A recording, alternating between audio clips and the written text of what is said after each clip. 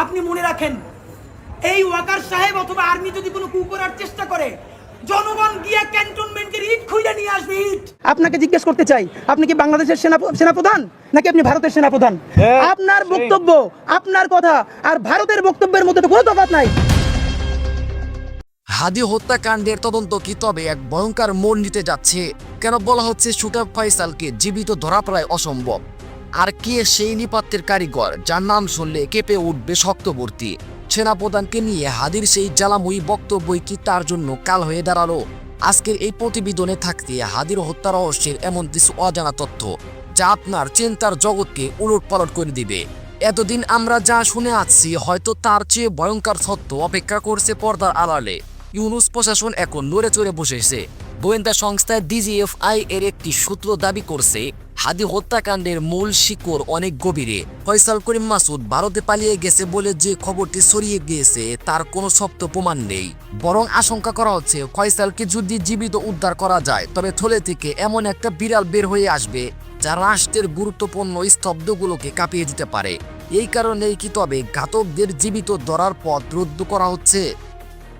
ভিডিওর এই অংশে আমরা ফিরে যাব হাদির সেই সাহসী দিনগুলোতে। শরীফ ওসমান হাদি, যিনি কেবল একজন সমন্বয়ক ছিলেন না, তিনি ছিলেন অন্যায়ের বিরুদ্ধে এক নির্ভীক কণ্ঠস্বর। সেনাপ্রধান ওয়াকারুজ্জামানকে উদ্দেশ্য করে তার সেই ঐতিহাসিক প্রশ্ন, আপনি মনে রাখেন, এই ওয়াকার সাহেব অথবা আর্মি যদি কোনো কু করার চেষ্টা করে, জনগণ গিয়ে ক্যান্টনমেন্টের ইট খুঁজে নিয়ে আসবে। ইট আপনাকে জিজ্ঞেস করতে চাই, আপনি কি বাংলাদেশের সেনাপ্রধান নাকি আপনি ভারতের সেনাপ্রধান? আপনার বক্তব্য, আপনার কথা আর ভারতের বক্তব্যের মধ্যে তো কোনো তফাৎ নাই। এই বক্তব্যগুলোই কি তাকে প্রভাবশালী মহলের চক্ষু চুল করে তুলেছিল?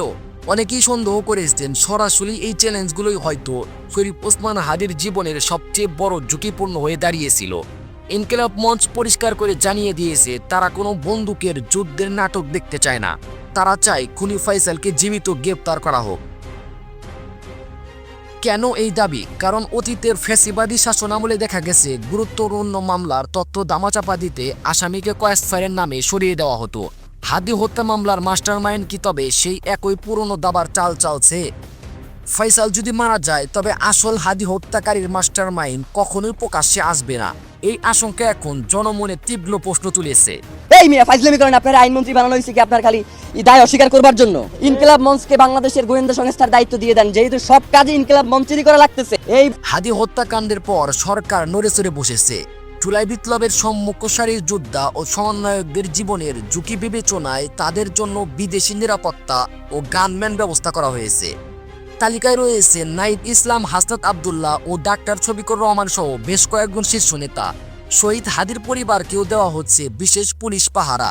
এটি কি তবে বড় কোনো ষড়যন্ত্রের আভাস যা রাষ্ট্র আগে বাগেই টের পেয়েছে? গুরুত্বপূর্ণ বাংলাদেশের সামগ্রিক স্থিতিশীলতা, সার্বভৌমত্ব এবং স্বাধীনতা রক্ষার জন্য ওসমান হাদির মতো আমরাও এই নির্বাচন যেন সঠিক সময়ে।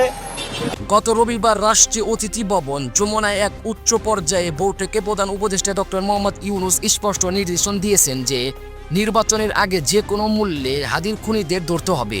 পুলিশ জানিয়েছে, সিসিটিভি ফুটেজ দেখে ইতিমধ্যে 31 জনকে শনাক্ত করা হয়েছে এবং 6 জনকে গ্রেফতার করা হয়েছে। শরীফ ওসমান হাদির হত্যার বিচার কেবল একটি পরিবারের বিচার নয়, এটি জুলাই বিপ্লবের চেতনার বিচার। অপরাধী যদি পাহাড়ের চূড়ায় বা মাটির গভীরেও লুকিয়ে থাকে, তাকে খুঁজে বের করাই হবে এই প্রশাসনের সবচেয়ে বড় চ্যালেঞ্জ। আমরা চাই না হাদির রক্ত বিদা যাক।